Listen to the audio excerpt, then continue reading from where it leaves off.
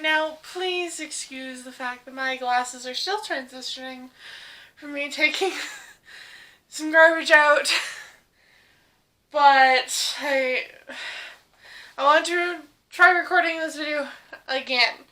Now, I had recorded this video. I got 30 minutes into it, and then I realized my attached microphone that records sound at the same time as me recording wasn't recording. It was switched off. I have such a problem with this because I keep doing this actually. But you know what? Let's try this again. A little later into the day. I think it's around 3 o'clock. I'm not going to actively check because my phone's charging in my bedroom and my computer's currently just not on. So I think it's around like 3 o'clock. Anyways, so if you cannot tell by the backdrop here, today's video is about A Torch Against the Night by Sabaa, Tahir, and oh my god. I love this book. I loved it the first time I read it. This is the second time I've read it. For those of you who don't know, I've been rereading And Ember in the Ashes and A Torch Against the Night because I need a refresher since I haven't read Reaper at the Gates or Sky Beyond the Storm. So this is the last reread for this series. And let me tell you, despite the previous knowledge I had, despite the previous knowledge of certain characters. Now again, if you have not read either of these, specifically that one, go read them. And if you haven't watched my video on Ember in the Ashes, please go do that. But with A Torch Against the Night, there's a lot in A Torch Against the Night that I actually remembered. Because it was the more fresh one in my mind, and I end up remembering a lot while I was reading it. However, with A Torch Against the Night, I knew about Keenan's betrayal, or the Nightbringer's betrayal. I knew it was going to happen. I knew it so much. But, oh my god, I knew what he was going to do. I knew everything about it. I remembered it, everything. Does that change the fact that I still wanted to just die a little when it actually happened? No! And that I hate the man. So yeah, we're starting off with the ending of the book where Keenan betrays Leia once she willingly hands over the armlet that her mother gave her so long ago. And oh my god, I've never not like really well, okay, so despite everything, I can't blame him, and that's the real kicker here, is I can't blame the Nightbringer at all. No way. I can't blame him for what he's done because of why he's doing it. But also, it's been so long, the Jinn shouldn't be let out because they're angry, and when anger festers, it gets really, it's just awful. It can boil over and then things get really ugly. As someone who had seriously bad temper tantrums as a child, I know this for a fact. And yet, the Nightbringer doesn't care. He wants his people not to be imprisoned. I'm taking it they're imprisoned in the waiting place. That's what I think, but I'm not entirely sure. Like, I believe they're in the waiting place because Sheva, the current soul catcher, has to deal with them there. So, I believe they're in the waiting place, and they're stuck there, and they were there because of the star that the scholars created using the knowledge that the Jinn had given them, and frankly, we learn who gave that knowledge away, which was Sheva, and now Sheva's basically punished to be the soul catcher. We learn of Sheva in this book because Elias is poisoned by his wretched bitch of a mother. Karis needs to fucking die. She's not dead yet, and I need her to die. Death now. Now. But yeah, so I'm going to talk a lot. So for this video, I'm going to talk a lot about the Nightbringer. I'm not going to talk as much about other characters because they're not as prominent in this book. But I want to talk about the Nightbringer, what he's doing, and mostly that, because I want to focus on this not really man, but formless shadow of a man who has, and I'm especially going to talk about Leia's powers, because that is interesting. Now, this whole book is centered around getting Darren out of prison, out of Cough, and yeah, we knew this was going to happen, and Darren does get out. Yay!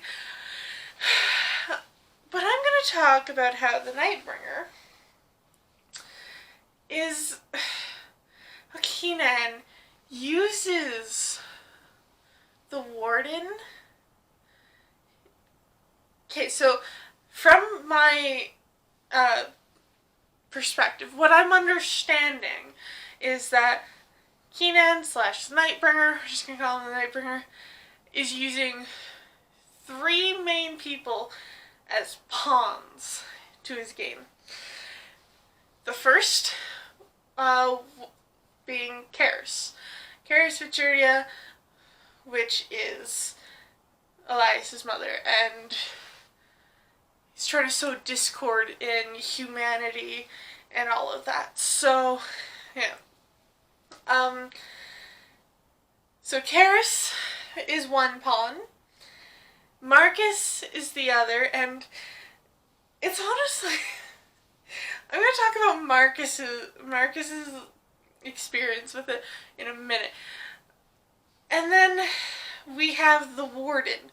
Now the Warden is who I want to talk about right now, because he's using the Warden to question Darren, and only questioning Darren about Leia, so he can gain Leia's trust and get her to fall for him a lot quicker.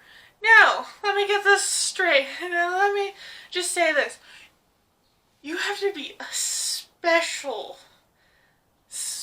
kind of asshole to do that. It hurts. It hurts so much that that's what he was doing, and I knew that he was doing it from the beginning, and I knew so many things. Also, the Warden doesn't actually know why he's asking these questions. He doesn't know anything, because the Nightbringer's not going to tell him that kind of shit. But oh my goodness, I just can't. I can't with Keenan, the Nightbringer. I just fucking no. They're not. It's not like it's a huge issue.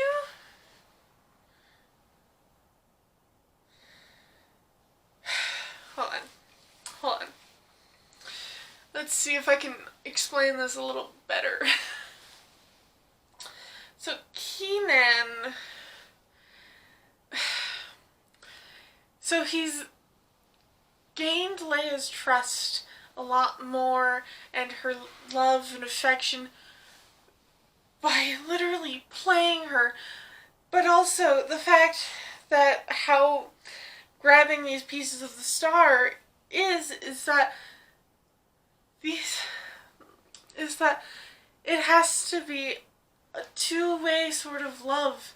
So he does have feelings for Leia, but his people are still more important, and it's I don't know whether or not to hate him or to love him, or just like a love to hate or whatever, because it's so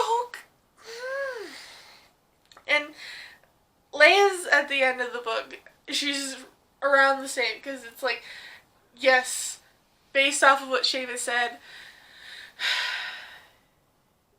he has to have some feelings for her in order for it to actually be a real thing. For him to be able to use the star, he has to receive it of trust and love, and he's got to feel something for that as well. It's not a one-way thing. And I get that. I do. But the fact that he hates scholars so much, and yet he's doing this, and there's some feeling there, I hate it. I hate it so much. Granted, it's a good thing to know that he can't actually physically harm Leia and Elias. So that's interesting, because that's a part of the whole thing with the star. But the next thing we've got to talk about is we already touched on like Karis and how she is a pawn for the Nightbringer, and in this book she's just getting rid of all the scholars. Like, she's just doing that, and I think that's a part of the Nightbringer, what he wants from her to do.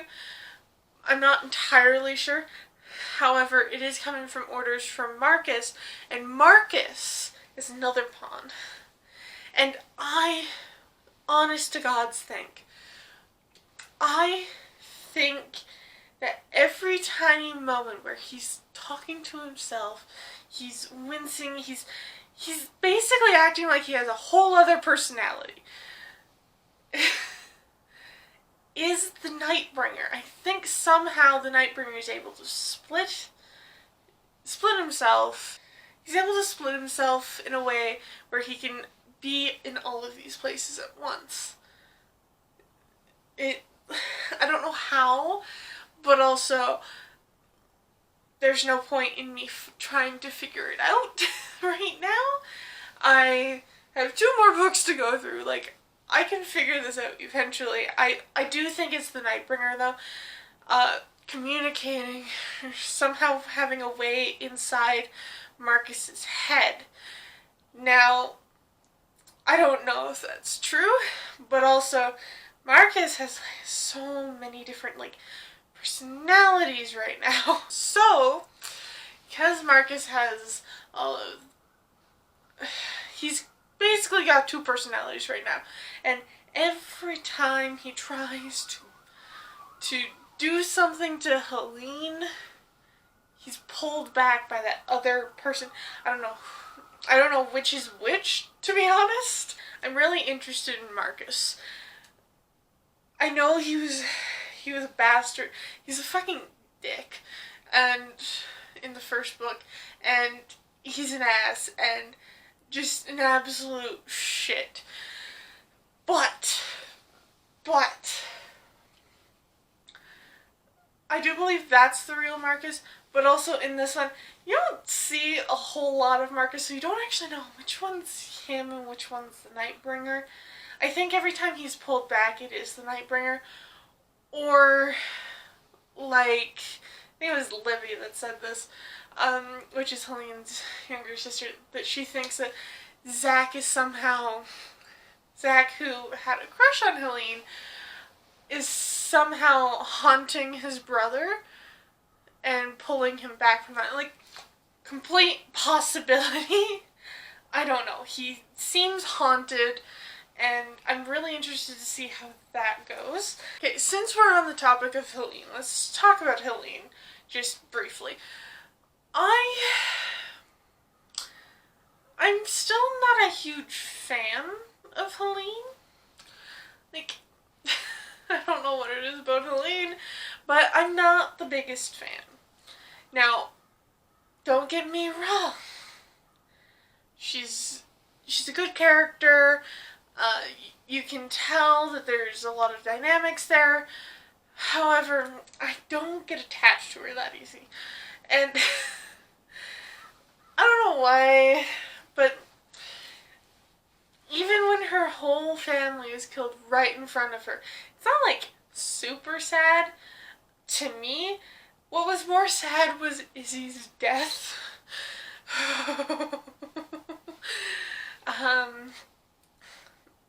Versus Helene's entire family, which, sure, I don't think it's a writing problem, actually. It's just the fact that I never really connected with Helene that great, so I don't have this whole attachment to her or what happens to her, so we'll see how that goes. But she is a little more likable, I'll say. She is slightly more likable. Let's talk a little bit about Sabaa. Now, Sabaa, she's a djinn, and she actually sort of betrayed the djinn and gave the scholars all of the knowledge that they needed to be able to create the star, and it was done out of like love and trust, and then they betrayed her and her kind. And so, yeah, all of that knowledge turned out to be her fault, and the only two djinn that are seemingly a little more, they're not lower class, like Ifrits and stuff like that, but were Sabaa and the Nightbringer, and Sabaa actually was punished by the Nightbringer, so he killed her, brought her back to life, and then chained her to the waiting place, which is sort of like purgatory. Is how I'm understanding it. Is the waiting place is a purgatory. It is the middle area of life and death and whatever comes after death. So there are some people that just pass right through, and there are some people who are stuck there because they can't move on. It's also similar to like how in some cultures there's a sort of veil, and it does stay true to something like that, because in here there's a forest that is like the thinnest spot, is like Sabaa's domain, and it's the thinnest spot between the living world and just like death, and the waiting place, and it's like this thin spot where you can kind of be in both at the same time, which is really interesting. Granted, because Sabaa is soul catcher, so she is meant to help souls move on. She has to run the place, basically. And I'm gonna talk about how Elias is now soul catcher. He's gonna be the new soul catcher. And I don't know how that's gonna end up being for the next books. I don't know how that's gonna go forward. Definitely gonna be reading it real soon. But he's the new soul catcher because he had to finish things out. Make sure Darren got out, make sure Leia was fine. He just needed to finish his duty, and God, I'm gonna cry. He's gonna be the new soul catcher. So for the next few books, I don't know how he's gonna be in the story. I don't know what's gonna happen because he's still in the story. Like, he's on the cover still with his Sims and stuff like that. Like, he's on the cover. Granted, the fact that it's just him and Leia on this cover, not Helene, like Helene's been on this cover and this cover, is kind of concerning. But also, if Helene does, it's fine. I don't really care about her character that much. I don't know how Elias is gonna be able to leave the forest. I don't know a whole lot about it. I have suspicions, but also, how will Elias be able to leave the forest? Because he's got duties as the soul catcher, so he can't really just, like... Honestly, I don't know where this next book's gonna go. I'm just like... I don't know. And I never did, and that's why I was originally very, very excited for Reaper at the Gates. And then I forgot about it, because college. Elias was so great in this book. He never ceases to amaze with his caring personality, and the fact that now we know who his father is. He doesn't, but now we know who his father is, because his father is the same father as Avatas Harper. I don't know the father's name, but Harper was Helene's torturer at the beginning of the book, and thing is, Avatas, he thinks that he didn't get anything from his father, and that Elias got all of the, like, being a good person from their father. However, I do think that Avatas Harper can be just as good a man as Elias, and there's some sort of signs for it, because Harper could have followed orders, and he could have reported everything to Karis that Helene was doing. He could have done all of that, and he didn't. He says it was so he could get to know Elias a bit more, but I'm not quite sure on that, because it's just... why? I feel like Harper could be a good person if he really wanted to. And like, yeah, he believes he's not like his father, and I honestly think he could be, if only he would let himself. Elias, however, it is good to know how Elias, who his father is and what his father was like, because Elias is not even close to being anything like his mother, so it's nice to see where that goodness comes from. It's nice to see where that light comes from, whereas Karis is this just pitch black void. But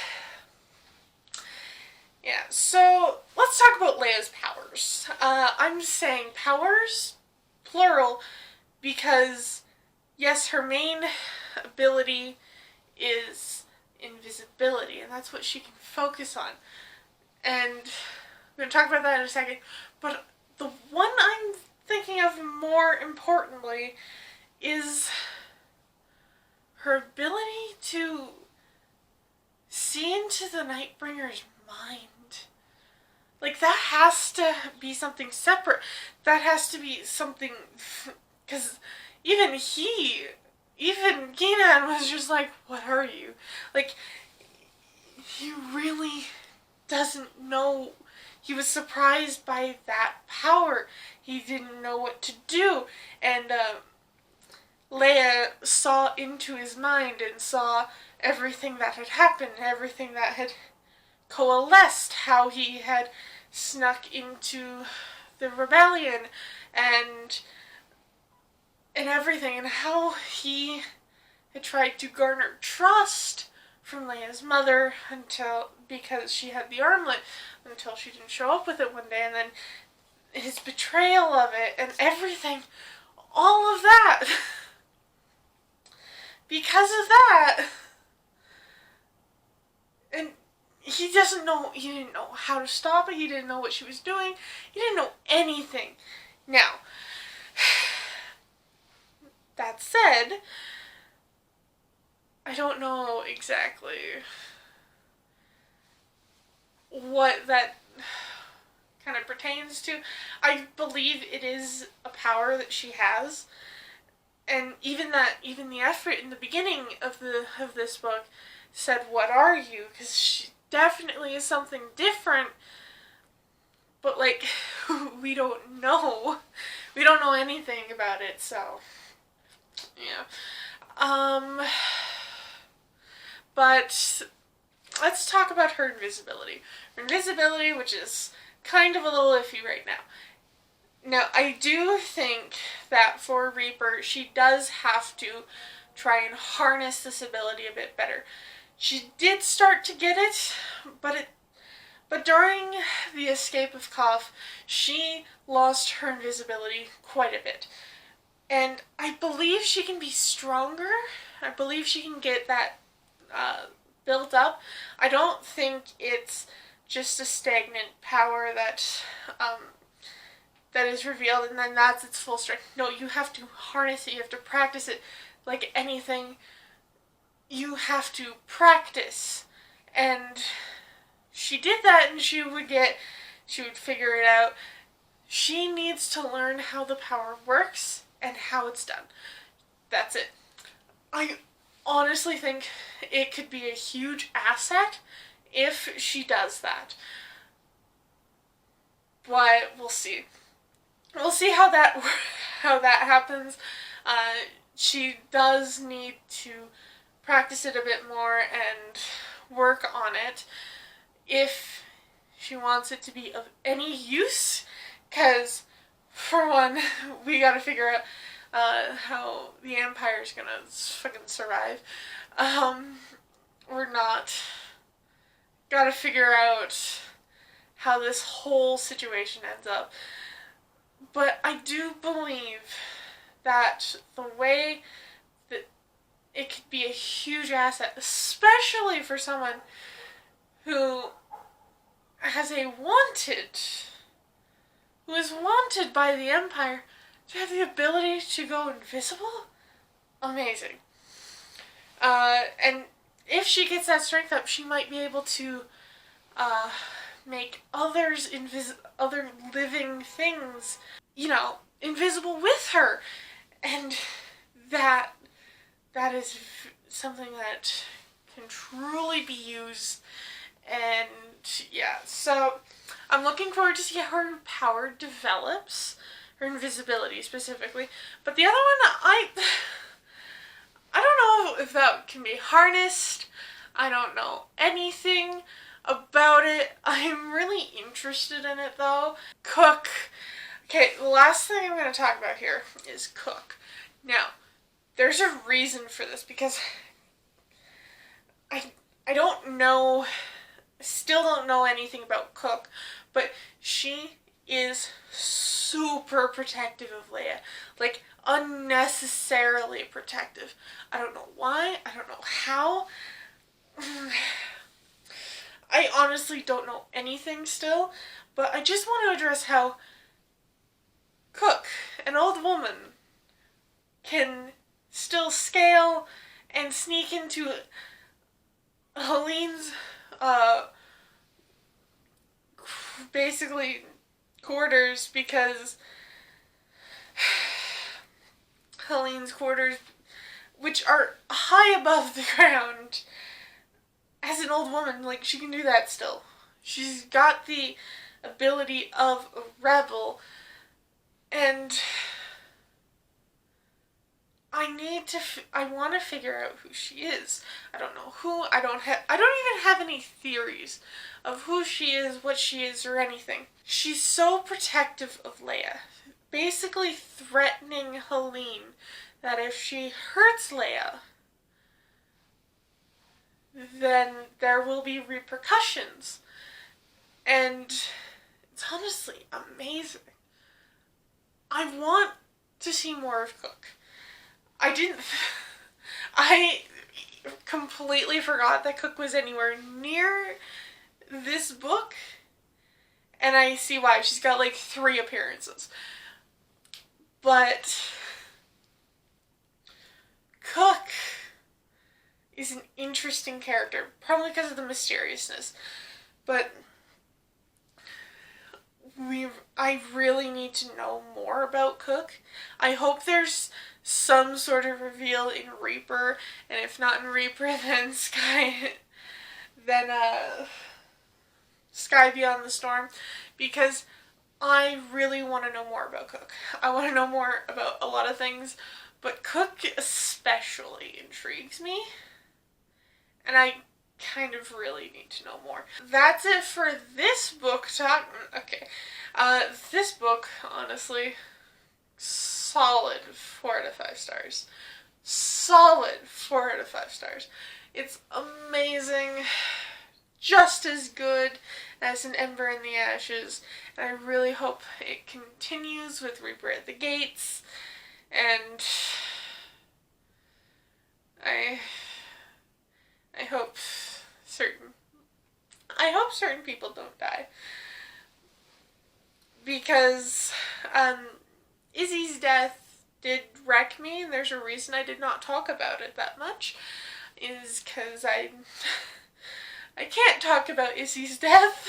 I'd rather suppress that. Anyways, I hope you all enjoyed this video. If you did, give it a like. And if you want to see more videos from me, hit that subscribe button, ring that notification bell, and I will see you all in the next video. Bye-bye! Ow! God, that fucking hurt. I just had my COVID shot a few days ago, and it's my booster COVID shot, and it's really hurting my arm. Anyways, bye!